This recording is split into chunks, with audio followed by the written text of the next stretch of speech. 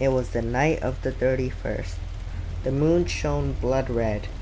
The sound of screeches could be heard from a mile away. It sounded shrill and blood-curdling, and hearing it gave Prexter goosebumps, but excitement too. Prexter was a 21-year-old male who lived alone in a cabin inside the forest, near an isolated village called Sternville. His origins were unknown. He just appeared exactly 21 years ago, or so they say, and he didn't even bother to move into the village because everyone was afraid of him. Whenever he walked through the village, he could hear whispers of villagers calling him a freak, a monster, an abomination, but nobody dared say it to his face. He could understand why. He stood at 206 centimeters. He was extremely skinny, but he towered over everyone else. He weighed 160 pounds, so he looked malnourished, but in reality, he ate well. Prexter was proficient in hunting and always loved eating his food raw. His best and only friend from the village always thought that he was weird, especially the fact that he liked eating raw food, but Prexter felt like that's how people should eat. When Prexter tried cooking his food, it always tasted bland and dry. It didn't have the chewiness or juiciness of a freshly caught piece. Anyways, today was his birthday, but unlike everyone else's, nobody celebrated it but himself. All of the villagers didn't dare walk near his cabin, and his best friend was forbidden from celebrating with him. He had grown used to this already. Usually Prexter would just treat himself a beautiful white plump rabbit and a glass of red wine and just go out and look at the night sky. It was a delicacy, he thought. The wine had a delicate, pleasant taste, which was unfound in just about anything else. It was not something you could or should just chug down like an uncivilized oaf, and it gave him a rush of excitement and adrenaline as if his heart were riding the waves of the deep unknown ocean, which was finally complemented by the calming sound of nature in the night. He loved staring at the night sky and the moon. It gave him a sense of comfort and peace, but it also gave him a longing. He was looking for something, he just didn't know what.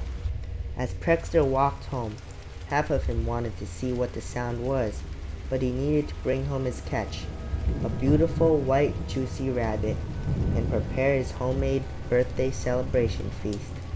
But the screeches got louder, and it was getting irritating, Prexter thought.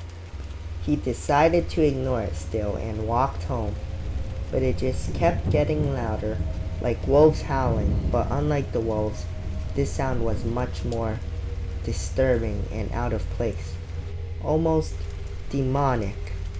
It didn't suit the aesthetically pleasing night ambience that he knew and loved. Prexter continued onwards, and after a while, the sound stopped. And once he got home, he cleaned up the white rabbit and licked its blood-stained hide until it looked as shiny and clean as it did when he first laid his eyes upon it. Oh, how he wished he could have buried his teeth into that rabbit then and there, but he kept self-control. He still had preparations to make. He went on and changed into a fresh set of clothes.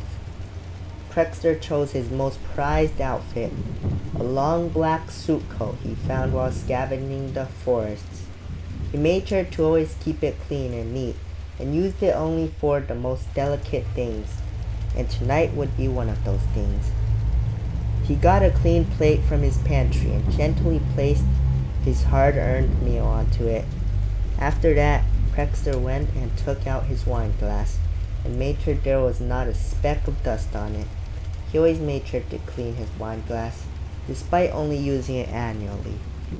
Now, Prexter thought, it was time for the main spectacle of the night, his wine.